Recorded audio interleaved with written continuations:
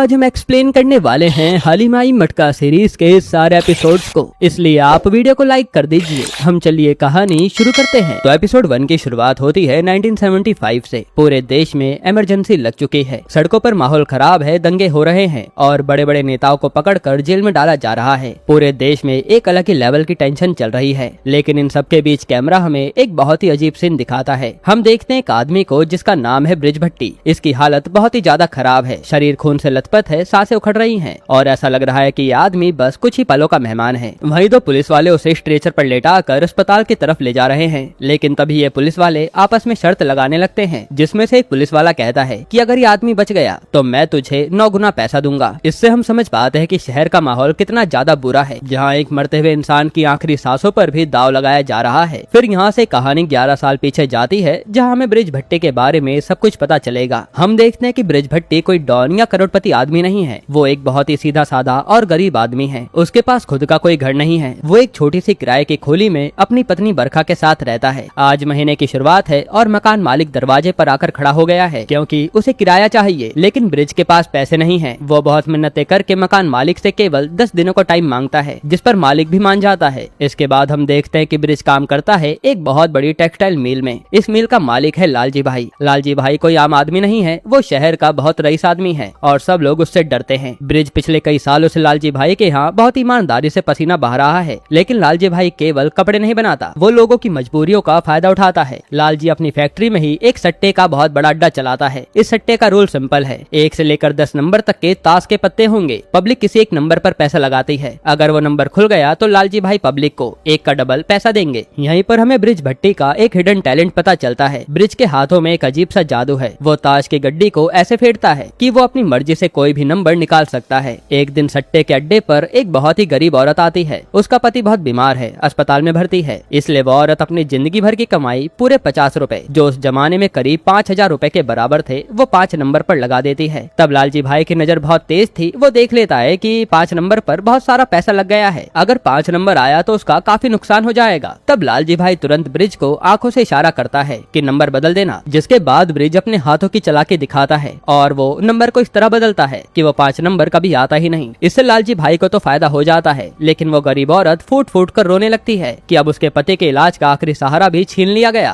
तब ब्रिज का दिल अंदर से रो पड़ता है, उसे बहुत गिल्टी फील होता है। वो चुपचाप उस औरत के पास आता है और अपनी जेब से कुछ पैसे निकाल कर उसे दे देता है, ताकि वो अपने पति की जान बचा सके। इससे हम समझ पाते हैं कि ब्रिज गरीब जरूर है, लेकिन उसके अंदर इंसानियत अभी भी जिंदा है। इसी बीच हमारी मुलाकात होती है गुल नाम की लड़की से। गुल की जिंदगी में काफी दर्द है। हाल ही में एक एक्सीडेंट में उसके पति की मौत हो गई है, लेकिन पति के घर वाले इस मौत का जिम्मेदार गुल को ही मानते हैं। उन्हें लगता है कि यह गुल ही मनहूस है जो अपने पति को खा गई, जिसके बाद यहाँ गुल को घर से बाहर निकाल दिया जाता है। हालांकि गुल के पास काफी पैसे हैं। दूसरी तरफ ब्रिज को अपने काम में मदद के लिए एक ऐसे आदमी की तलाश है जो कम पैसों में ज्यादा मेहनत कर सके, क्योंकि माल लोड करने वाले ज्यादा पैसा मांग रहे थे। तब उसे मिलता है दगड़ू। दगड़ू के पैरों में कोई दिक्कत थी, इसलिए वो लंगड़ा कर चलता है, लेकिन उसके हाथों में काफी ताकत है, जो ब्रिज का काम बहुत ईमानदारी से कम पैसों में करने को मान जाता है। इसके बाद हम देखते हैं कि ब्रिज की एक अपनी छोटी सी दुनिया है। उसकी पत्नी बरखा प्रेग्नेंट है और ब्रिज उससे बहुत प्यार करता है, लेकिन ब्रिज की जिंदगी में शांति कहाँ लिखी थी। उसका एक छोटा भाई है जिसका नाम है लक्ष्मण और उसे सब प्यार से लच्छू कहते हैं। लच्छू एक नंबर का बिगड़ैल लड़का है, उसे शॉर्टकट से पैसे कमाने की गंदी आदत है। पहले उसने शेयर मार्केट में सारा पैसा डुबाया और अब उसने जुए और सट्टा में बाजार से बहुत सारा पैसा उधार ले लिया है। इसी के चलते एक दिन लच्छू जान बचाकर भागता हुआ घर आता है और उसके पीछे पीछे शहर का खुखार गुंडा जीनू भाई भी आ जाता है। जीनू भाई का उसूल एकदम पक्का है। उसने लच्छू को 5000 रुपए उधार दिए थे, लेकिन लच्छू ना तो पैसा लौटा रहा है और ना ही ब्याज दे रहा है। फिर जीनू भाई गुस्से में चाकू निकालता है और ब्रिज और उसकी पत्नी के सामने ही लच्छू की उंगली काटने लगता है। ब्रिज ये सब देखकर घबरा जाता है। वो आगे आता है, लेकिन जीनू भाई के गुंडे आने नहीं देते। फिर ब्रिज कहता है कि सुनो, मेरे भाई को छोड़ दो, मुझे सिर्फ 10 दिन का टाइम दो, मैं तुम्हें 5000 के बदले पूरे 10,000 रुपए दे दूंगा। अब उस जमाने में 1 रुपए की कीमत ही 100 रुपए के बराबर थी, यानी ब्रिज ने जीनू भाई से आज के हिसाब से करीब 10 लाख रुपए चुकाने का वादा कर लिया था, जो सुनकर बरखा भी घबरा जाती है। फिर 10,000 का नाम सुनते ही जीनू भाई भी मान जाता है और कहता है कि अगर मेरे पैसे नहीं लौटाए तो इस बार मैं तेरा हाथ उखाड़ ले जाऊंगा, जिस पर ब्रिज भी कहता है ठीक है। लेकिन अब ब्रिज के सामने सबसे बड़ा सवाल ये था कि 10 दिन में इतना सारा पैसा कहाँ से आएगा। हालांकि ब्रिज को लच्छू पर भी बहुत गुस्सा आ रहा था, पर वो उसे कुछ कह नहीं पाता। फिर काफी सोचने के बाद ब्रिज के पास केवल एक ही रास्ता बचता है। वो सोचता है कि उसने अपने सेठ लालजी भाई के यहाँ काफी ईमानदारी से सेवा की है, उसे खूब पैसा कमा कर दिया है, तो लालजी भाई उसकी मदद कर देंगे। इसलिए ब्रिज लालजी भाई को ढूंढता हुआ रेस कोर्स पहुंच जाता है, जहां घोड़ों की रेस होती है और अमीर लोग उस पर सट्टा लगाते हैं। लालजी भाई वहाँ वीआईपी स्टैंड में बैठे हुए थे। ब्रिज किसी तरह धक्के खाता हुआ सिक्योरिटी को पार करता हुआ लालजी भाई तक पहुँचता है। फिर वो हाथ जोड़कर लालजी भाई से पैसे मांगता है कि उसे बेहद जरूरत है, लेकिन लालजी भाई का दिल पत्थर का था। वो ब्रिज को साफ मना कर देता है, यहाँ तक कि वो उल्टा उसकी बेइज्जती भी करता है। वो कहता है कि तू ठीक से काम तो कर नहीं पाता और यहाँ पैसे मांगने चला आया। इस तरह से वो ना जाने ब्रिज को क्या क्या नहीं सुनाता। अब ब्रिज को तो गुस्सा आ जाता है और वो सबके सामने लालजी भाई पर चिल्ला देता है कि आप ये सारा पैसा बेईमानी से कमा रहे हैं, ये बेईमानी का पैसा ज्यादा दिन नहीं टिकने वाला। इस पर लालजी भाई आग बबूला हो जाता है और वो अपने गार्ड्स को इशारा करता है, जिससे गार्ड्स ब्रिज को धक्का मार कर वहाँ से बाहर फेंक देते हैं। अब ब्रिज बुरी तरह घायल हो जाता है, उसके हाथ से खून बह रहा था। तभी वहाँ अचानक गुल आती है, जो वहाँ अपने दोस्तों के साथ सिर्फ रेस देखने आई थी। तब ब्रिज को खून से लथपथ देखकर वो घबरा जाती है और कहती है कि सर आपको इलाज की जरूरत है। लेकिन ब्रिज तो गुस्से से जल रहा था। वो गुल से कहता है कि मेरा इलाज छोड़िए, आप अंदर रेस देखने जा रही है ना, तो एक काम कीजिए, 1 नंबर घोड़े पर पैसा लगाइए, वही घोड़ा जीतने वाला है। गुल हैरानी से पूछती है कि आपको कैसे पता? तो ब्रिज उसे समझाता है कि मैंने ध्यान से देखा है, उस 1 नंबर घोड़े के जॉकी के जूते सबसे ज्यादा घिसे हुए हैं और ऐसा लग रहा है कि उसने अपने घोड़े के साथ बहुत मेहनत की है। जिसके बाद गुल अंदर जाती है और वो कभी सट्टा तो नहीं खेलती थी, लेकिन ब्रिज के कॉन्फिडेंस को देखकर वो पहली बार 1 नंबर घोड़े पर अपना पैसा लगा देती है। यहाँ सबको लगता है कि गुल के पैसे डूब जाएंगे, लेकिन जब रेस खत्म होती है तो नंबर 1 घोड़ा सच में जीत जाता है। इससे गुल की खुशी का ठिकाना नहीं रहता। उसने पहली बार पैसा लगाया था और वो जीत चुकी थी। इधर ब्रिज दिहाड़ी मजदूरों की तरह छोटे मोटे काम करने लगता है, क्योंकि लालजी भाई उसे अब काम पर नहीं रखने वाला। हालांकि ब्रिज को भी पता है कि इस मजदूरी से 10 दिन में 10,000 रुपए नहीं कमाए जा सकते, उसे कुछ अलग और कुछ बड़ा करना होगा। तब उसके दिमाग में एक आइडिया आता है। जिस तरह लालजी भाई अपना सट्टा चलाता था, ब्रिज फैसला करता है कि वो भी अपना सट्टा खोलेगा। लेकिन लालजी भाई के सट्टे में और ब्रिज के सट्टे में जमीन आसमान का फर्क होगा, क्योंकि ब्रिज ईमानदारी से खेलेगा और जहाँ लालजी भाई 1 का डबल देता था, वहाँ ब्रिज ने मार्केट में ऐलान करवा दिया कि वो 1 का 9 गुना देगा। ये बात जब लालजी भाई तक पहुँची तो उसे कोई फर्क नहीं पड़ा। उसने हंसते हुए कहा कि अरे उसके पास खुद खाने के पैसे तो है नहीं, वो लोगों को 9 गुना पैसा कहाँ से देगा। और हम देखते कि लालजी भाई ने सच ही कहा था। पहले दिन ब्रिज के पास केवल 4 से 5 लोग ही सट्टा खेलने आए और पब्लिक को उस पर जरा भी भरोसा नहीं था। इससे ब्रिज उदास हो जाता है। फिर जब वो हार कर घर आता है, तभी ब्रिज को अपनी चौल में एक चीज दिखती है। चौल की सारी औरतें मिलकर मंडली चिट फंड चलाती थी। हर महीने सब पैसा जमा करती और एक पर्ची निकाली जाती, जिसका नाम आता उसे पूरा पैसा मिल जाता। लेकिन ब्रिज ने नोटिस किया कि उसकी पत्नी बरखा का नाम तो कभी आता ही नहीं। फिर जब उसने चुपके से उस मटके को चेक किया तो देखा कि मटके के अंदर सारी पर्चियों पर केवल एक ही औरत का नाम लिखा है, यानी एक धोखा है। औरतें पहले से डिसाइड कर लेती थी कि आखिर पैसा किसको देना है, इसलिए बरखा का नाम नहीं आता था। ये सब देखकर ब्रिज को समझ आ गया कि केवल बोलने से ईमानदारी साबित नहीं होगी, उसे पब्लिक को दिखाना भी पड़ेगा। फिर अगले दिन वो पब्लिक को इकट्ठा करता है। जब नंबर खोलने का टाइम आता है तो वो पब्लिक को बताता है कि आज 7 नंबर और 2 नंबर पर सबसे कम पैसा लगा है। अगर मैं ये नंबर खोलूंगा तो मुझे फायदा होगा और आपका नुकसान। इसके बाद वो ताश की गड्डी से वही नंबर निकालता है, पहला पत्ता फिर दुग्गी। ये देख पब्लिक हैरान हो जाती है और ब्रिज उनसे कहता है, देखा आपने, मैं जब चाहूँ अपनी मर्जी का नंबर ला सकता हूँ। ये एक बेईमानी का खेल है, लेकिन आज से मैं इस खेल को बदल रहा हूँ। अब से पत्ता मैं नहीं निकालूंगा, बल्कि आप लोगों में से ही कोई निकालेगा और जो नंबर निकलेगा उसका 9 गुना पैसा मैं आपको दूंगा। इस तरह से ब्रिज ने पब्लिक को ही खेल का मालिक बना दिया। ये एक मास्टरमाइंड चाल थी, जिससे लोगों का विश्वास जुड़ जाएगा। इसके बाद जब लालजी भाई को ये बात पता चली तो उसने ब्रिज को टेस्ट करने के लिए अपने आदमी सामा को भेजा। सामा ने आकर जानबूझकर 2, 4 और 6 नंबर पर 300 रुपए का भारी दाव लगा दिया। अगर वो जीतता तो ब्रिज को उसे 9 गुना ज्यादा रुपए देने पड़ते। तब यहाँ ब्रिज डरते डरते ये रिस्क ले लेता है, लेकिन उस दिन वो नंबर नहीं खुला और लालजी भाई के 200 रुपए डूब गए, जिससे ब्रिज को चैन की सांस आई। इसके बाद ब्रिज घर आकर उस खेल को और भी मजेदार बनाने लगता है। उसने ओपन और क्लोज का सिस्टम निकाल दिया। पहले सिर्फ शाम को 6 बजे नंबर खुलता था, अब उसने कहा कि दिन में 2 बार नंबर खुलेगा, शाम 6 बजे और रात को 9 बजे। फिर खेल को नेक्स्ट लेवल पर ले जाने के लिए ब्रिज ने लॉन्च किया जोड़ी सिस्टम। मतलब अगर आपने ओपन और क्लोज दोनों का नंबर सही गैस कर लिया तो आपको 9 गुना नहीं, सीधा 90 गुना पैसा मिलेगा। और 90 गुने का नाम सुनते ही पब्लिक पागल हो गई। लोग पागलों की तरह पैसा लगाने लगे। इन सबके बीच सांबा फिर वापस आया। इस बार लालजी भाई ने उसे बहुत सारा पैसा देकर भेजा था। सांबा ने हर एक जोड़ी पर 100-100 रुपए लगा दिए। अगर एक भी जोड़ी फंसी तो ब्रिज को 9,000 रुपए देने पड़ेंगे। इसके बाद जब पत्ते खुले तो सभी के होश उड़ गए। सांबा की एक जोड़ी लग गई थी, जो देख तो पब्लिक के होश उड़ गए कि ब्रिज अब क्या करेगा, इतना पैसा वो कहाँ से लाएगा, क्योंकि ब्रिज के पास तो पैसे है ही नहीं। लेकिन ब्रिज अपनी जुबान का पक्का था। उसने अपनी जिंदगी की सारी जमा पूंजी पाई पाई जोड़कर उसी वक्त सांबा के हाथ में पूरे 9,000 रुपए रख दिए। जो देख लच्छू के होश उड़ जाते हैं, क्योंकि ये पैसा तो आखिरी समय पर ब्रिज जीनू भाई को देने वाला था और अगर वो पैसा नहीं देगा तो जीनू भाई इस बार लच्छू की उंगली नहीं बल्कि ब्रिज का हाथ काट देगा। खैर यहाँ से सांबा वो पैसे ले जाकर लालजी भाई को को दे देता है, जिससे लालजी भाई बहुत खुश होता है कि अब तो ब्रिज बर्बाद हो गया, वो ऐसे में कभी खड़ा नहीं हो पाएगा।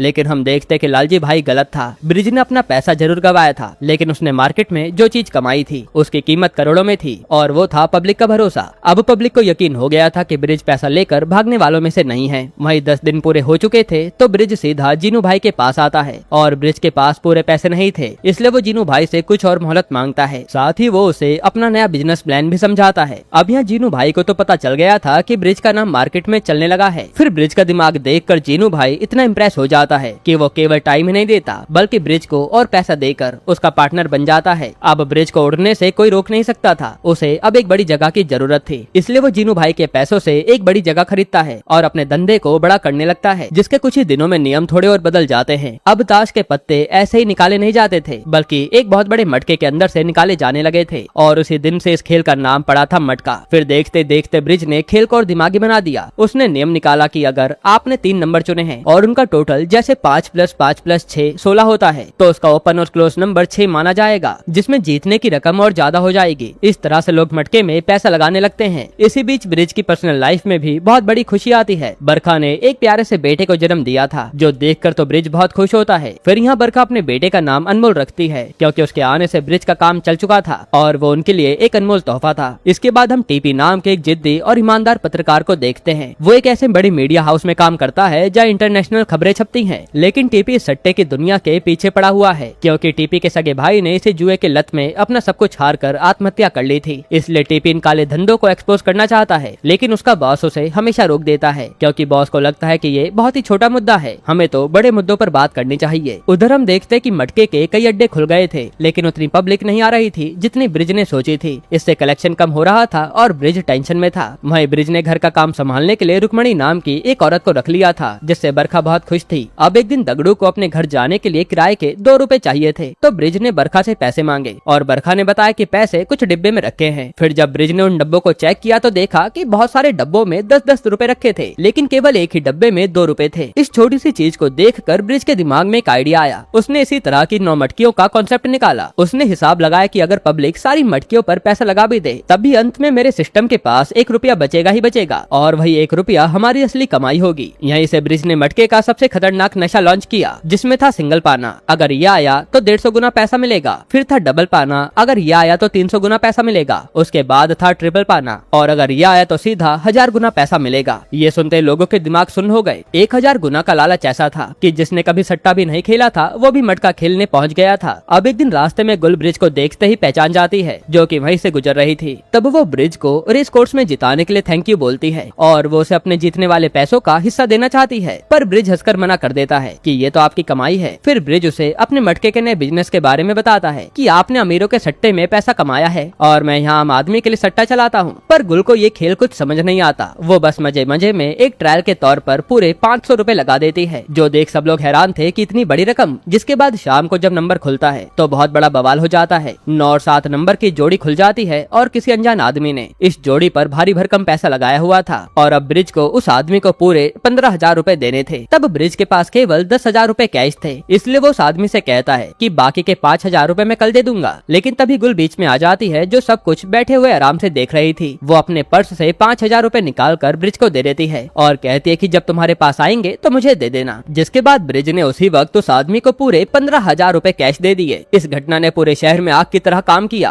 और पब्लिक का भरोसा ब्रिज पर 100% हो गया कि ये आदमी बहुत ईमानदार है, जो किसी का भी पैसा नहीं मारता। जिसके बाद कुछ ही दिनों में ब्रिज भी गुल के वो पैसे लौटा देता है। इसके बाद हम देखते हैं कि धंधा बहुत तेजी से बढ़ रहा था। एक दिन ब्रिज के पास खबर आती है कि मटके में एक बहुत बड़ा 8,000 रुपए का ब्लाइंड दाव लगा है। अगर ये नंबर खुल गया तो मटका रातों रात कंगाल हो जाएगा, क्योंकि फिर इन्हें बहुत बड़ी रकम चुकानी होगी। और अब तो ब्रिज ने यह मटका फोन के जरिए ऑटोमेट कर दिया था। तब यह सुनकर ब्रिज तुरंत अपने पार्टनर जीनू भाई को कॉल मिलाता है। ब्रिज उसे समझाता है कि अगर नंबर नहीं खुला तो 4,000 का फायदा आपका और 4,000 का मेरा, लेकिन अगर नंबर खुल गया तो आधा नुकसान आप भरोगे और आधा मैं। जिस पर जीनू भाई मान जाता है, और दगड़ू ये सब देख रहा था। फिर ब्रिज उसे बताता है कि इसे कहते हैं असली रिस्क पार्टनर, जिसमें सारा लोड आपके ऊपर नहीं आता। ये देख दगड़ू समझ जाता है कि ब्रिज कितना दिमाग का आदमी है। पर ब्रिज की किस्मत अच्छी थी, वो नंबर कभी आता ही नहीं, जिससे उसे 4,000 का मुनाफा होता है। फिर एक रात जब ब्रिज अपने घर पर जा रहा होता है, तभी यूनियन लीडर के बहुत सारे गुंडे उसे घेर लेते हैं, क्योंकि अब मजदूर यूनियन लीडर को पैसे देने की जगह सारा पैसा मटके में लगाते थे। तब ये लोग ब्रिज को बुरी तरह मारने ही वाले थे कि कि तभी वहाँ एंट्री होती है दगड़ू की। दगड़ू कोई आम आदमी नहीं था, बल्कि वो तो पहले फौज में नौकरी करता था। फिर वो गुंडों को यहाँ बड़ी बुरी तरह मारता है और ब्रिज को बचा लेता है। फिर जब ये लोग घर पहुँचते हैं तो बरखा ये सब देखकर बहुत डर जाती है और ब्रिज पर चिल्लाने लगती है। वो कहते हैं कि तुम्हारी हर जगह बदनामी हो रही है, तुम कोई गलत काम कर रहे हो, क्योंकि ये चाल के लोग भी मुझे देखकर मुंह बनाते हैं। लेकिन ब्रिज उसे समझाता है कि वो जो भी कर रहा है पूरी ईमानदारी से कर रहा है। अब ऐसे कुछ समय बीतता है। फिर एक दिन गुल ब्रिज को शहर की एक बहुत बड़ी पार्टी में इनवाइट करती है। गुल ने शहर के बड़े बड़े रईस और बिजनेसमैन को मटके के बारे में बताकर उन्हें भी इस गेम के लिए एक्साइटेड कर दिया था। इसलिए अब वो चाहते थे कि ब्रिज आकर इन बड़े लोगों के सामने मटके का नंबर खोले और अब ये सारे लोग इस गेम का भी मजा उठा सके। तब ब्रिज पहली बार इतनी बड़ी और वीआईपी पार्टी में गया था। वहाँ की चकाचौंध अंग्रेजी बोलते हुए लोग और माहौल देखकर ब्रिज बहुत ज्यादा नर्वस हो जाता है। उसका कॉन्फिडेंस एकदम गिर गया था, इसलिए वो बिना किसी को बताए चुपचाप वहाँ से भाग आता है। जिसके बाद अंत में मजबूरी में गुल को ही सबके सामने नंबर खोलना पड़ता है। फिर अगले दिन गुल गुस्से में ब्रिज के पास आती है और वो उसे खूब सुनाती है कि तुम बिना बताए कहाँ भाग गए थे। लेकिन फिर वो उसके सामने पैसों का एक बहुत बड़ा ढेर रख देती है। ये उस पार्टी का कलेक्शन था। बड़े बड़े लोगों ने इतना भारी पैसा लगाया था कि ब्रिज की आंखें फटी की फटी रह गई। और गुल ने बताया कि अब ये सारे बड़े लोग हमेशा मटका खेलेंगे, इन्हें चस्का लग गया है। ये सुनकर तो ब्रिज बहुत खुश होता है। इसके बाद ब्रिज ने अपना दिमाग चलाया और इस खेल को और बड़ा कर दिया। उसने संगम में कुछ ऐसी जोड़ियां बनाई कि अगर वो निकल गई तो इंसान को 1500 से लेकर 15,000 गुना तक का पैसा मिल सकता था। जिसके बाद शहर का हर इंसान, चाहे वो मिल का मजदूर हो या फिर बड़ा सेठ, सब मटके के नशे में डूब चुके थे और पैसों की बारिश हो रही थी। उधर ब्रिज का बिगड़ैल भाई लच्छू भी पीछे नहीं था। वो ब्रिज के साथ काम करता था, इसलिए वो कॉलेज के पास अपना एक मटका चला रहा था जिसे ब्रिज ने ही लगवाया था। वहीं एक दिन उसकी मुलाकात होती है वसुधा नाम की लड़की से, जो कॉलेज में ही पढ़ती है। यहाँ पहले इनकी बात छोटी सी लड़ाई से होती है, लेकिन फिर ये दोनों बात करने लगते हैं और एक तरह से दोनों को एक दूसरे का साथ पसंद आया था। फिर हम एक मिनिस्टर बापट को देखते हैं। बापट मीडिया के सामने बड़ी बड़ी बातें कर रहा है कि मैंने शहर से सारा करप्शन और सारे अवैध धंधे खत्म कर दिए हैं। तभी वहाँ वो ईमानदार पत्रकार टीपी खड़ा होता है और कहता है कि शहर में मटका नाम का एक नया सट्टा खुला है, अगर इसे आज नहीं रोका गया तो एक दिन ये पूरे शहर को निकल जाएगा। लेकिन कोई भी टीपी की बातों पर ध्यान नहीं देता। इधर ब्रिज के ससुर जी यानी बरखा के पापा गाँव से उससे मिलने आते हैं। वो बताते हैं कि गाँव में भारी बारिश की वजह से उनकी पूरी फसल बर्बाद हो गई। फिर ससुर जी ब्रिज से कहते हैं कि मैंने सुना है तू सट्टा चलाता है, इसलिए तो हमारे गाँव में भी मटके का अड्डा खुलवा दे, मैं उसे चला लूंगा। लेकिन ब्रिज जानता था कि उसके ससुर जी ईमानदार नहीं है। फिर ससुर जी कहते हैं कि अगर अड्डा नहीं खुलवा सकता तो कम से कम मुझे मटके के 2 नंबर बता दे ताकि मैं रातों रात अमीर हो जाऊं। लेकिन ब्रिज तो काफी ईमानदार था। वो साफ कह देता है कि आप मेरी जान मांग लो, पर मैं मटके का नंबर कभी किसी को नहीं बताता, क्योंकि मैं लोगों को ईमानदारी से खिलाता हूँ। मेरे गेम में जरा सा भी घपला नहीं होता। इसके बाद ब्रिज उन्हें जिंदगी भर आराम से खाने लायक पैसे दे देता है और कहता है कि मटके की बात अब दोबारा मत करना, जो देख बरखा भी हैरान थी। फिर एक दिन चौल की औरतें बरखा को ताने मारने लगती हैं और जब ब्रिज को ये बात पता चलती है तो वो बरखा को स्पेशल फील कराने के लिए एक चमचमाती कार खरीदता है। फिर वो बरखा को लेकर उसी रेस कोर्स के वीआईपी स्टैंड में जाता है जहाँ से कभी लालजी भाई ने उसे धक्के मारकर निकाला था। यहाँ ब्रिज एक घोड़े पर पैसा लगाता है और वो जीत भी जाता है। जिसके बाद ब्रिज बरखा को वीआईपी स्टैंड में बैठे बड़े बड़े लोगों को दिखाते हुए कहता है, देख रही हो इन सूट बूट वाले लोगों को, यही लोग असल में देश चला रहे हैं और ये यहाँ बैठकर पैसा भी लगाते हैं, जो कि जुआ ही है, पर इन्हें कोई कुछ नहीं बोलता। ये सुनकर तो बरखा भी अपने पति पर गर्व महसूस करने लगती है कि वो जो कर रहे हैं सही कर रहे हैं। इधर हमें पता चलता है कि वसुधा, जिससे लच्छू प्यार करने लगा है, वो कोई और नहीं बल्कि लालजी भाई छगाने की बेटी है। और जब लालजी भाई को पता चला कि उसकी बेटी लच्छू के साथ घूम रही है तो वो लच्छू को बुलाकर बहुत बेइज्जत करता है। फिर लालजी भाई एक शर्त रखता है कि मैं अपनी बेटी की शादी किसी नौकर से नहीं करूंगा, अगर तू अपने भाई ब्रिज के बराबर एक मालिक बनकर दिखाए तो ही मैं ये शादी करवा दूंगा। जो सुनकर तो लच्छू भी हैरान था कि वो ये सब करेगा कैसे। फिर लालजी भाई की बातों में आकर लच्छू शॉर्टकट अपनाता है। वो ब्रिज के ही कलेक्शन के पैसों में से घपला करने लगता है, जो कि उसकी पुरानी आदत थी। ऐसे करते करते कुछ समय बीतता है तो एक दिन ब्रिज को जब पता चलता है तो वो लच्छू को रंगे हाथों पकड़ लेता है, क्योंकि उसने इस बार घपला काफी बड़ा कर दिया था। फिर ब्रिज उसे डांटता है कि अगर तुझे पैसे चाहिए थे तो मुझसे मांग लेता, चोरी क्यों की, और आज के बाद तुझ पर कोई भी भरोसा नहीं कर पाएगा। ये कहकर वो उसे खूब सुनाता है। तब वहीं बगल में दगड़ू भी ये सब सुन रहा था। इसी इंसिडेंट के बाद तो लच्छू को बहुत बुरा लगता है कि दगड़ू के सामने मेरे भाई ने मुझे इतना जलील कर दिया, और फिर उसके मन में ब्रिज को लेकर जहर भर जाता है। इसके बाद हम देखते हैं कि ब्रिज की बढ़ती हुई दौलत को देखकर एक दिन उसके घर पर इनकम टैक्स की रेड पड़ जाती है। बहुत सारे अफसर घर का कोना कोना छान मारते हैं, लेकिन ब्रिज का दिमाग बहुत तेज था। उसने सब कुछ पहले से प्लानिंग की हुई थी, इसलिए अफसर को एक भी वहाँ खोटा सिक्का नहीं मिलता और उन लोगों को खाली हाथ ही लौटना पड़ता है। फिर कुछ समय बीतता है और एक दिन बरखा कहती है कि अब सब कुछ अच्छा चल रहा है तो मैं अपनी पढ़ाई पूरी करना चाहती हूँ, जो मेरी अधूरी रह गई थी। जिस पर ब्रिज भी मान जाता है और बरखा नीलकमल नाम के एक प्रोफेसर से अकाउंट्स की पढ़ाई शुरू कर देती है। इसके बाद देखते ही देखते ब्रिज ने अपने परिवार के लिए एक बहुत ही शानदार और आलीशान बंगला खरीद लिया था। इस बंगले में उसने लच्छू के लिए भी कमरा रखा था, लेकिन लच्छू अब उनके साथ नहीं रहता था, वो अलग रहने लगा था। हालांकि काम वो अभी भी मटके का ही करता था। इसी दौरान ब्रिज और गुल भी अब एक दूसरे के करीब आ चुके थे, क्योंकि ब्रिज ने गुल को अपना पार्टनर बना लिया था और गुल हमेशा अमीर लोगों को मटका खिलाती थी, जिससे इन्हें काफी फायदा भी होता था। ऐसे ही एक दिन जब ये दोनों साथ में होते हैं तो यहाँ मोमेंट बन जाता है और ये दोनों इंटीमेट होने ही वाले थे, लेकिन एन मौके पर ब्रिज खुद को रोक लेता है और उसे अपने बेटे की याद आती है, इसलिए वो चुपचाप अपने घर लौट आता है। और ब्रिज को लग रहा था कि उसने सही किया, लेकिन उसके दिमाग में बार बार गुल का ही चेहरा आ रहा था। जिसके बाद तो गुल लगातार उसे खत भेजना शुरू कर देती है और ब्रिज भी उनके जवाब देने लगता है। धीरे धीरे इनकी दोस्ती सीक्रेट अफेयर में बदल जाती है और इन्हें भी अब मजा आने लगा था। वहीं मिनिस्टर बापट को समझ आ गया था कि ब्रिज कोई आम आदमी नहीं है। वो ब्रिज को अपने पास बुलाता है और धमकी देता है कि ये मटका पूरी तरह से बंद कर दे, वरना मैं कड़ा एक्शन ले लूंगा। इस पर ब्रिज भी आंखों में आंखें डालकर जवाब देता है कि मुझे भी पता है कि इस शहर में आपकी कितनी वाइन शॉप हैं, तो आप मुझे इलीगल काम के बारे में ज्ञान मत दीजिए। ये सुन बापट समझ जाता है कि ब्रिज ऐसे नहीं मानेगा। फिर वो अपना दिमाग चलाता है और बहुत ही गंदी चाल चलता है। उसे पता था कि मटके के नंबर शहर भर के अड्डों तक टेलीफोन के जरिए पहुंचाए जाते हैं, तो बापट ने ठीक 9 बजे नंबर खुलने के टाइम पर पूरे शहर की टेलीफोन लाइंस को जाम कर दिया, जिससे नंबर अड्डों तक नहीं पहुंच पाए और भारी कंफ्यूजन हो गया। इस तरह से बापट ब्रिज को परेशान करने लगा, जिससे ब्रिज का ही नुकसान होगा। फिर जब ये बात लालजी को पता चलती है तो वो इस बात का फायदा उठाता है। वो अगले दिन मटका के नाम से खुद का भी एक अड्डा खोल देता है और पब्लिक को अपनी तरफ खींचने लगता है। ये सब जानने के बाद ब्रिज गुस्से में लालजी भाई के पास आता है और कहता है कि आपने मेरा आइडिया चुराया है। तो लालजी भाई हंसते हुए बोलता है कि धंधे में आइडिया चुराना कुछ नहीं होता, अगर तुझमें दम है तो मुझे रोक कर दिखा। इस पर लच्छू बीच बचाव में कहता है कि शहर को 2 हिस्सों में बांट लेते हैं, आधा आप संभालो और आधा हम। लेकिन ब्रिज साफ मना कर देता है। वो कहता है कि हम पूरा शहर संभालेंगे, पब्लिक जिसके पास आएगी ये शहर उसका होगा। ये कहकर वो लोग चले जाते हैं। अब ब्रिज को इस टेलीफोन वाली प्रॉब्लम का सॉल्यूशन निकालना था। फिर एक दिन जब वो होटल में था तब उसे कॉल पर गुल से बात करनी थी। यहाँ होटल से बात करने पर आवाज एकदम साफ आने लगती है। तब ब्रिज को पता चलता है कि वीआईपी जगहों पर मेन टेलीफोन एक्सचेंज में कभी डिस्टरबेंस नहीं होता, इसलिए अब उन्हें किसी ऐसे इंसान की जरूरत थी जो टेलीफोन एक्सचेंज में काम करता हो। फिर यहाँ काम आता है दगड़ू, जो एक सुलभा नाम की लड़की का पता करता है, जो कि मेन टेलीफोन एक्सचेंज में ही काम करती थी। दगड़ू सुलभा से दोस्ती कर लेता है और उसके साथ काफी समय बिताने लगता है। फिर दगड़ू अपनी बातों में सुलभा को फंसाता है, जिसके बाद अब सुलभा हर रात ठीक 9 बजे सीधा टेलीफोन एक्सचेंज रूम से मटके के नंबर पूरे शहर में एकदम क्लियर आवाज में अनाउंस करने लग जाती है। और सुलभा दगड़ू के प्यार के चलते ये सब कर रही थी, यानी मिनिस्टर बापट की ये चाल भी फेल हो गई। इसी बीच ब्रिज का बचपन का दोस्त अंतु शहर आता है। अंतु एक अच्छा इंसान है जो शहर को सुधारने के लिए पॉलिटिक्स में आया है और वो मिनिस्टर बापट के खिलाफ खड़ा हुआ है, लेकिन बापट को हराना आसान नहीं था। ये सब जानने के बाद ब्रिज फैसला करता है कि वो अपने दोस्त अंतु को फुल सपोर्ट करेगा, ताकि इसी बहाने बापट से भी बदला ले सके। जिसके बाद ब्रिज ने एक और मास्टरमाइंड गेम खेला। उसने अपने ब्लैक मनी को व्हाइट मनी में बदलने का तरीका ढूंढ लिया,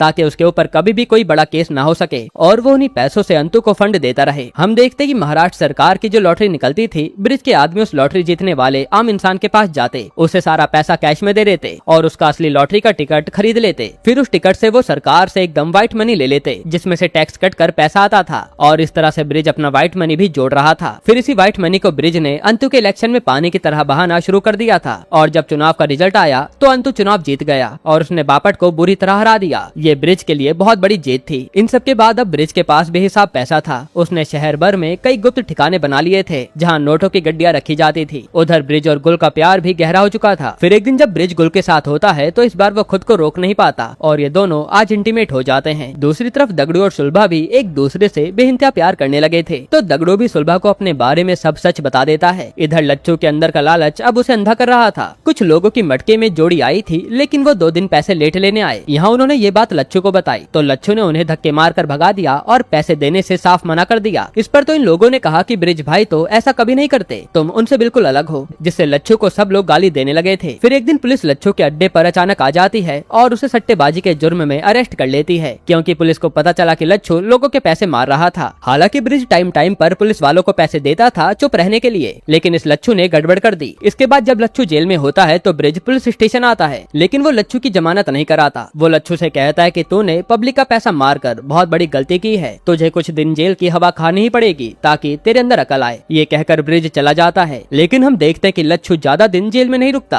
क्योंकि पीछे से लालजी भाई वहाँ आता है और वो लच्छू को रिहा करवा लेता है। जिससे इतना तो साफ है कि लालजी भाई लच्छू को ब्रिज के खिलाफ यूज करने वाला है। यहीं पर यह एपिसोड 4 खत्म होता है। तो एपिसोड 5 की शुरुआत में हम देखते हैं कि उस दिन के बाद से लच्छू अपने ही भाई ब्रज का सबसे बड़ा दुश्मन बन गया। वो पूरी तरह से बगावत पर उतर आया। फिर एक रात जब पत्ते खुलने का टाइम हो रहा था, ब्रिज का बेटा अनमोल जिद पकड़ लेता है कि पापा आज आप घर पर ही रुकोगे, कहीं नहीं जाओगे। ब्रिज को अपने बेटे की बात माननी पड़ती है और वो घर से ही पत्ते खोलता है। उस रात जो पत्ते खुले उन पर पब्लिक का काफी ज्यादा पैसा लगा हुआ था। ब्रिज चाहता तो घर बैठे बैठे बेईमानी कर सकता था, क्योंकि वो नंबर बदल सकता था ताकि उसे पैसे न देने पड़े, लेकिन उसने ऐसा कुछ नहीं किया। उसने पूरी ईमानदारी से सही नंबर ही बताए और अगले दिन सबका पाई पाई चुका दिया। इस घटना के बाद ब्रिज के सारे लोगों ने समझ लिया कि हमारे भाई कभी भी धोखा नहीं देंगे। साथ ही लोग ब्रिज की तारीफ भी करने लगे कि वो सफेद कपड़ों में अच्छा लगता है, जिससे तो अब ब्रिज भी हमेशा सफेद रंग के कुर्ते में घूमने लगा और लोग तो उस पर आंख बंद करके भरोसा करते ही थे। हम देख पाते हैं कि लालजी भाई और लच्छू बेईमानी करके भी उतना पैसा नहीं कमा पा रहे थे जितना ब्रिज ईमानदारी से छाप रहा था, लेकिन कहते हैं ना कि शांति ज्यादा दिन नहीं टिकती। इसके बाद हम एक बहुत ही ईमानदार पुलिस ऑफिसर एक नाथ को देखते हैं। एक नाथ मटके के अड्डों पर रेड मारना शुरू कर देता है, जहाँ वो ब्रिज के और लालजी भाई दोनों के लोग उठा लेता है। फिर एक दिन पुलिस दगड़ू के पीछे पड़ जाती है तो दगड़ू जान बचाकर भागता है और वो सीधा ब्रिज के बंगले में छुप जाता है। तब एक नाथ भी पीछे पीछे बंगले तक पहुंच जाता है, लेकिन ब्रिज बिल्कुल शांत रहता है। वो एक नाथ की आंखों में देखकर कहता है कि क्या आपके पास घर की तलाशी लेने का वारंट है? अगर नहीं है तो आप मेरे घर में घुस नहीं सकते। तब एक नाथ को भी मजबूरी में वहाँ से खाली हाथ लौटना पड़ता है, लेकिन ये सब ड्रामा ब्रिज का बेटा अनमोल देख रहा था। अब उस दिन तो ब्रिज बच गया, लेकिन ब्रिज को अंदर ही अंदर डर लगने लगा कि इस क्रिमिनल माहौल का उसके बेटे के दिमाग पर बहुत गहरा असर पड़ेगा। फिर कुछ दिन बाद गुल ब्रिज से कहती है कि वो खुद का एक रेस्टोरेंट खोलना चाहती है, लेकिन वो ब्रिज से पैसे नहीं लेगी बल्कि खुद के दम पर सब कुछ करेगी। जो बात ब्रिज को कहीं न कहीं बुरी लगती है कि गुल अपना सोच रही है, पर वो गुल को कुछ कहता नहीं। इधर बरखा के एग्जाम चल रहे थे और उसके प्रोफेसर ने देखा कि बरखा की आंसर शीट में कुछ गड़बड़ है, तो वो बरखा को अपनी बैलेंस शीट चेक करने को कहता है, वरना बरखा के नंबर कट जाते, जो देखकर बरखा को भी अच्छा लगता है। खैर अब एक दिन अनमोल अपनी केयरटेकर रुक्मणी के साथ स्कूल से घर जा रहा था। तभी रास्ते में एक नशेड़ी गुंडा अनमोल को घेर लेता है और वो उससे मटके का नंबर पूछने लगता है, जिससे अनमोल बुरी तरह डर जाता है और रुक्मणी उसे लेकर घर आ जाती है। हालांकि अनमोल को बुखार आ गया था।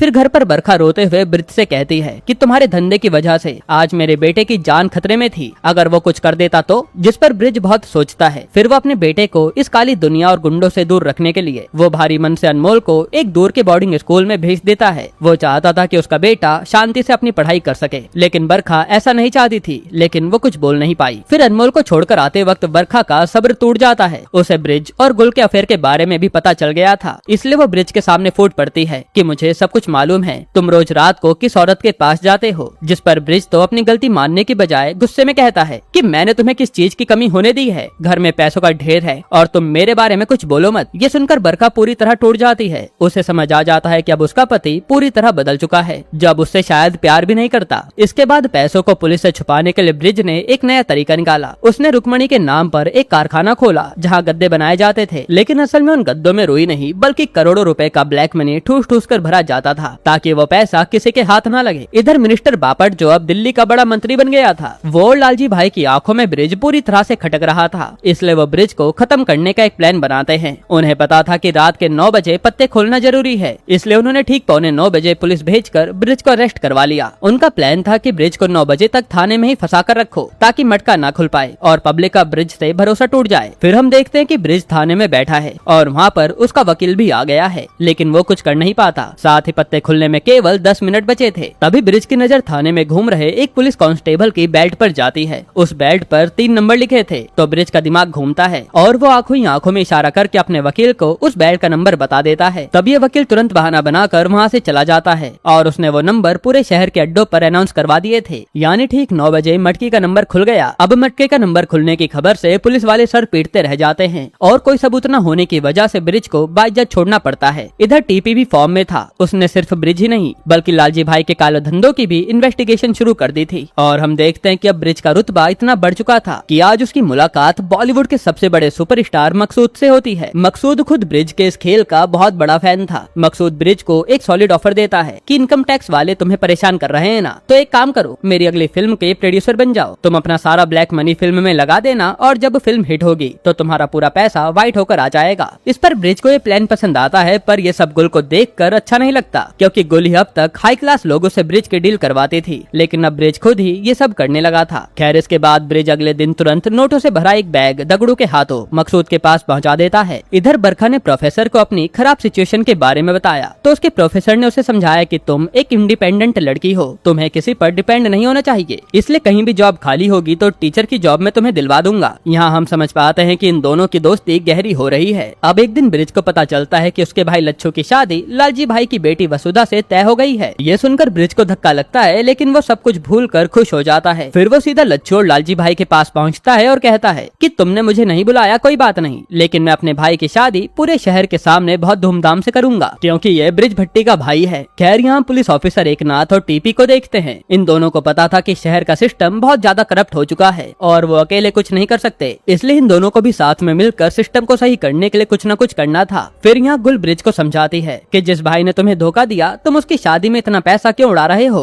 तो ब्रिज कहता है कि मैंने अपनी माँ से वादा किया था कि मैं लच्छू पर कोई भी आँच आने नहीं दूंगा और अपना फर्ज पूरी निष्ठा से निभाऊंगा, इसलिए मैं बस अपना फर्ज निभा रहा हूँ। फिर ब्रिज शहर के सबसे बड़े क्रिकेट स्टेडियम को बुक करने जाता है शादी के लिए, लेकिन वो आदमी बताता है कि 19 तारीख को तो इंडिया और पाकिस्तान का बहुत बड़ा मैच है, इसलिए स्टेडियम खाली नहीं मिलेगा। फिर ये आदमी ब्रिज को एक ऑफर देता है कि अगर आप मुझे मटके के 2-3 नंबर कंफर्म बता दो तो मैं क्रिकेट मैच कहीं और स्टेडियम में शिफ्ट करवा दूंगा। लेकिन ब्रिज तो सोलो का पक्का था। वो कहता है कि मेरी जान मांग लो पर ये बात मत कहना, जिसके चलते ये डील नहीं हो पाती। पर ये ब्रिज कच्चा खिलाड़ी नहीं था। वो सीधा मौसम विभाग वालों को पैसा खिलाकर अनाउंस करवा देता है कि यहाँ के स्टेडियम में 19 तारीख को बारिश होगी, जिसके चलते उस इंटरनेशनल मैच को ही दूसरे स्टेडियम में शिफ्ट कर दिया जाता है और ब्रिज का काम हो गया था। जिसके बाद तो शादी की तैयारी शुरू हो जाती है, लेकिन तभी एक बहुत ही बुरी खबर आती है। टेलीफोन एक्सचेंज में नंबर अनाउंस करने वाली सुलभा को पुलिस ने रंगे हाथों गिरफ्तार कर लिया था। ये जानकर तो दगड़ू पागल हो जाता है। वो ब्रिज के पास दौड़कर आता है, लेकिन ब्रिज बहुत ही ठंडे स्वभाव से कहता है कि ये मामला बहुत सीरियस है, वो रंगे हाथों पकड़ी गई है, हमें कुछ दिन शांत रहना पड़ेगा। पर दगड़ू को ये बात अंदर तक चुभ जाती है कि सेठ मेरी सुलभा को बचाने की कोशिश नहीं कर रहा। फिर हम देखते कि स्टेडियम में लच्छू की शादी बहुत ही धूमधाम से हो रही है, लेकिन दगड़ू एक कोने में खड़ा खून के आंसू पी रहा था, क्योंकि उसकी जान सुलभा जेल में सड़ रही थी। तभी शादी के मंडप में अचानक पुलिस की गाड़ियां घुस आती है और पुलिस भरे मंडप से लच्छू को सट्टेबाजी के जुर्म में अरेस्ट करके ले जाती है। यानी लच्छू की शादी का पूरा प्रोग्राम खराब हो गया। जिसके बाद तो ब्रिज अपनी पूरी ताकत लगा देता है। वो शहर के सबसे बड़े वकील खड़े करता है और कोर्ट में साबित कर देता है कि लच्छू के खिलाफ कोई सबूत नहीं है, जिससे लच्छू को बाइज्जत बरी कर दिया जाता है। हालांकि ये सब देखकर अंदर ही अंदर दगड़ू जल रहा था। वो सोचता है कि जब अपने सगे भाई की बारी आई तो सेठ ने रातों रात उसे छुड़वा लिया, लेकिन मेरी सुलभा अभी भी जेल में सड़ रही है। खैर फिर शादी के बाद लालजी भाई और लच्छू ब्रिज को एक आदमी के बारे में बताते हैं जो ब्रिज के साथ डील करना चाहता है और वो क्रिकेट पर बैटिंग का धंधा खोल रहा है। जिसके बाद ये लोग ब्रिज को सीधा इंडिया के सबसे बड़े डॉन दरब के पास ले आते हैं। दरब हथियारों की स्मगलिंग से लेकर हर गैर कानूनी काम करता था और दरब ब्रिज को ऑफर करता है कि मेरे पास एक डील है, मटके का सारा पैसा क्रिकेट की बैटिंग में लगाओ, हम पूरे देश पर राज करेंगे। लेकिन ब्रिज ने बिना डरे दरब की आंखों में देखा और साफ मना कर दिया। वो कहता कि हम पहले से कीचड़ में हैं, अगर आपके साथ हाथ मिलाया तो हम पर खून की छींटें आएंगी जो हम नहीं चाहते, इसलिए हम साथ में काम नहीं कर पाएंगे। ये कहकर ब्रिज साफ मना करके निकलने लगता है। साथ ही वो अपने भाई लच्छू को भी समझाता है कि ये आदमी गुंडा है, इससे बचकर रहना। लेकिन पावर और पैसों का भूखा लच्छू और लालची भाई छुपकर दरब के साथ काम करने को तैयार हो जाते हैं। तब दरब लच्छू से कहता है कि मुझे तू नहीं बल्कि तेरा भाई ब्रिज चाहिए, उसकी ईमानदारी की मार्केट में कीमत है। लेकिन लच्छू कहता है कि वो तो नहीं आएगा। तब दरब लच्छू और लालजी भाई के साथ डील कर लेता है। इसके बाद एक दिन दिल्ली का मंत्री बापट ब्रिज को अपने पास बुलाता है और ब्रिज दिल्ली जाता है और वहाँ बहुत इंतजार करता है। फिर काफी इंतजार के बाद वहाँ बापट आकर फिर से वही उससे धंधे बंद करने की बात करने लगता है। लेकिन ब्रिज कहता है कि मैं ईमानदारी से काम कर रहा हूँ, मुझे रोकने की कोशिश मत करना। जो सुनकर तो बापट को बहुत गुस्सा आता है, पर वो सबके सामने कुछ कह नहीं पाता। फिर वापसी में ब्रिज की फ्लाइट लेट हो जाती है और रात के 8:30 बज चुके थे और ब्रिज अभी भी प्लेन में था। वो सोचता है कि 9 बजे पत्ते कैसे खुलेंगे। इसी टेंशन में ब्रिज सीधा कॉकपिट में घुस आता है और वो पायलट को अपनी मजबूरी बताता है, जिस पर तो पायलट कहता है कि सर आपका सट्टा तो मैं भी खेलता हूँ, मैंने काफी पैसा कमाया है उससे, इसलिए मैं आपकी मदद जरूर करूंगा। जिसके बाद तो प्लेन के अंदर ही ठीक 9 बजे पत्ते खोले जाते हैं और फिर ये पायलट अपने दोस्त की मदद से हर जगह नंबर फैलवा देता है। यानी ब्रिज अब कहीं से भी अपना काम कर सकता था। उधर सुलभा को कोर्ट से बेल नहीं मिल रही थी, सिर्फ तारीख पे तारीख मिल रही थी, जिससे दगड़ों का गुस्सा 7वें आसमान पर था। फिर एक दिन बरखा ने प्रोफेसर को अपने घर पर बुलाया था और दोनों बात कर ही रहे थे कि अचानक ब्रिज आ जाता है। लेकिन ब्रिज उन दोनों को देखकर कोई रिएक्शन नहीं देता, जैसे उसे कोई फर्क ही नहीं पड़ता। फिर प्रोफेसर के जाने के बाद बरखा चिल्लाती है कि मुझे तुम्हारी यही बात सबसे बुरी लगती है, तुम केवल अपने बारे में सोचते हो, तुम्हें किसी से कोई मतलब ही नहीं है और तुमने ये भी नहीं पूछा कि ये मेरा कौन है। जिस पर ब्रिज कोई जवाब ही नहीं देता और वो अपनी ही दुनिया में खोया हुआ था, जिससे बरखा भी पूरी तरह टूट चुकी थी। इसी तरह कुछ दिन बीतते हैं और उस पुलिस वाले एकनाथ को भी नौकरी से निकाल दिया जाता है। क्योंकि उसने लालजी भाई के आदमियों को अरेस्ट कर लिया था, इसलिए बापट ने उसे सस्पेंड करा दिया। जिसके बाद तो एक दिन एकनाथ ने भी सट्टा लगाना शुरू कर दिया और जीतने के बाद उसे इसकी आदत पड़ गई। इसी सट्टे के कारण उसने अपना काफी पैसा भी गवा दिया। फिर हम देखते हैं कि एक दिन बापट इन सबसे तंग आकर अपने ही घर में आत्महत्या कर लेता है, क्योंकि वो पूरी तरह से हार चुका था। उसे समझ नहीं आ रहा था कि वो अब करे क्या। जिसके बाद तो टीपी उसके अंतिम संस्कार में फूट फूट कर रोता है। इधर ब्रिज को एक बहुत बड़ा झटका लगता है। उसके अड्डों से कलेक्शन की पेटियां चोरी हो रही थी। फिर जब ये लोग पता लगाते हैं तो इनके पैरों तले जमीन खिसक जाती है, क्योंकि चोरी करने वाला कोई और नहीं बल्कि उसका सबसे वफादार आदमी दगड़ू था, जो ब्रिज से गुस्से में ये सारे काम कर रहा था, क्योंकि ब्रिज ने उसे बस अपना नौकर बना लिया था और कुछ नहीं। फिर एक दिन ब्रिज के आदमी दगड़ू को पकड़कर बुरी तरह पीटते हैं। फिर दगड़ू ब्रिज के मुंह पर कहता है कि तुमने मुझे हमेशा एक नौकर ही समझा। मैंने कहा था कि सुलभा को इस गंदगी से निकाल लो, पर तुमने मेरी नहीं सुनी। जब अपने भाई की बारी आई तो तुरंत उसे जेल से निकलवा लिया, लेकिन मेरी सुलभा आज भी जेल में सड़ रही है। यहाँ पता चलता है कि लच्छू की शादी पर पुलिस भी दगड़ू नहीं बुलाई थी। ये सब जानकर तो ब्रिज कहता है कि आज के बाद तो मुझे कभी नजर मत आना, आज से हमारा रिश्ता खत्म। इसी दिन के बाद दगड़ू ब्रिज को छोड़कर चला जाता है। फिर देखते देखते साल 1975 आ जाता है। पूरे देश में इमरजेंसी अपने चरम पर थी। यहाँ टेक्सटाइल मिल के हजारों मजदूर हड़ताल पर बैठ गए हैं और मिल का मालिक चाहता है कि वो इस मिल को तोड़कर यहाँ बड़े बड़े होटल्स और रेस्टोरेंट बना ले, ताकि उसे ज्यादा प्रॉफिट हो। इसलिए वो मालिक गुल के जरिए ब्रिज को बुलाकर कहता है कि ये मजदूर तुम्हें भगवान मानते हैं, तुम इन्हें समझाओ और हड़ताल खत्म करवा दो। आपको मैं प्रॉफिट शेयरिंग देने को तैयार हूँ। जो सुनकर ब्रिज तो वहाँ से चला जाता है, क्योंकि उसे सोचने के लिए टाइम चाहिए था। लेकिन वो सोचता है कि अगर हड़ताल खत्म हो गई तो ये सारे मजदूर बेरोजगार हो जाएंगे और फिर मटके में पैसा कौन लगाएगा, और अगर हड़ताल चलती रही तब भी उनके पास पैसे नहीं आएंगे। तब अगले दिन गुल भी मिल मालिक के दबाव में आकर ब्रिज से हड़ताल रुकवाने को कहती है। जिसके बाद ब्रिज तो सीधा हजारों मजदूरों के पास आता है और माइक पर ऐलान करता है कि मैं तुम्हारे साथ हूँ, ये हड़ताल नहीं छूटेगी, क्योंकि आपको भी अपना घर चलाना है। आप लोगों ने मुझे बनाया है तो मैं आपके साथ खड़ा हूँ। जिससे सारे मजदूर खुश हो जाते हैं। लेकिन ब्रिज के इस फैसले ने शहर के सारे ताकतवर इंसान को उसका दुश्मन बना दिया था। यहाँ तक कि मिल की डील टूटने के बाद गुल भी ब्रिज से दूर हो जाती है, क्योंकि गुल ये डील ब्रिज के लिए ही लाई थी ताकि उसका भी फायदा हो। जिसके बाद मिल का मालिक मिनिस्टर बापट, लालजी भाई और डॉन दरब सब तय कर लेते हैं कि अब ब्रिज को जिंदा नहीं छोड़ना है। फिर जब लच्छू को ये बात पता चलती है तो उसे बहुत दुख होता है कि उसके भाई की जान खतरे में है। इसलिए वो भागकर ब्रिज के पास आता है और कहता है कि आप सब कुछ छोड़कर शहर से दूर चले जाइए, क्योंकि लालजी भाई और दरब आपको मारना चाहते हैं। जो सुनकर ब्रिज हैरान हो जाता है कि मैंने इनका क्या बिगाड़ा है। फिर टीपी भी ब्रिज को फोन करके वार्निंग देता है कि तुम्हारी जान खतरे में है, दरब तुझे मारने वाला है। जिस पर तो ब्रिज को कुछ समझ नहीं आता कि वो करे क्या। फिर वो बिना कुछ सोचे समझे बरखा के पास आता है और बताता है कि उसने मकसूद की जिस फिल्म में करोड़ों रुपए लगाए थे, आज उस फिल्म का बड़ा प्रीमियर है। इसलिए वो बरखा को तैयार करके अपने साथ रेड कारपेट पर ले आता है, जहाँ गुल भी मौजूद थी। हालांकि गुल और ब्रिज आपस में बात नहीं कर रहे थे, एक तरह से इनका ब्रेकअप हो गया था।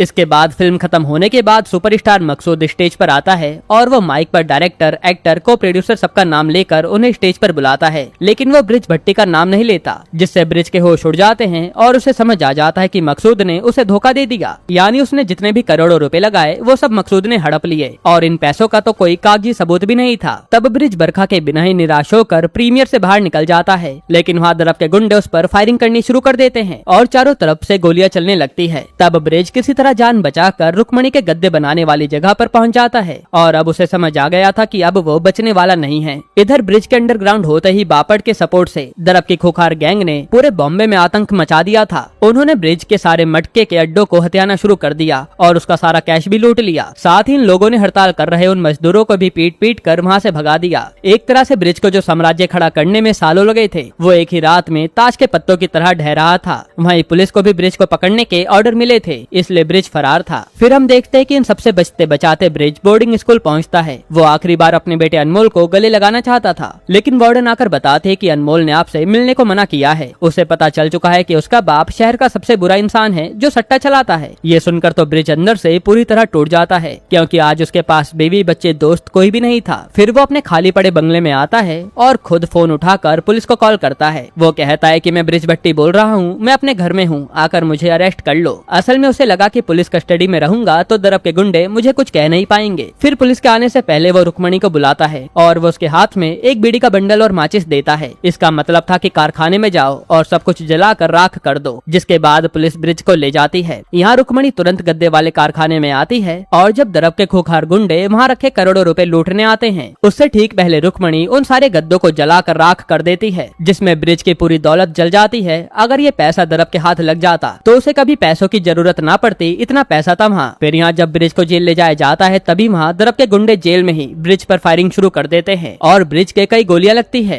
वो खून से लथपथ होकर जमीन पर गिर पड़ता है। फिर वही सीरीज की स्टार्टिंग का सीन आता है जहाँ ब्रिज को हॉस्पिटल ले जाया जा रहा था और वो कांस्टेबल उसके जिंदा रहने पर सट्टा लगा रहे थे। तभी ब्रिज का एकदम से हाथ हिलता है, यानी वो अभी भी जिंदा है। यहीं पर सीजन 1 खत्म होता है। अब दोस्तों सीजन 2 में पता चलेगा कि ब्रिज ने आखिर अपना बदला कैसे लिया।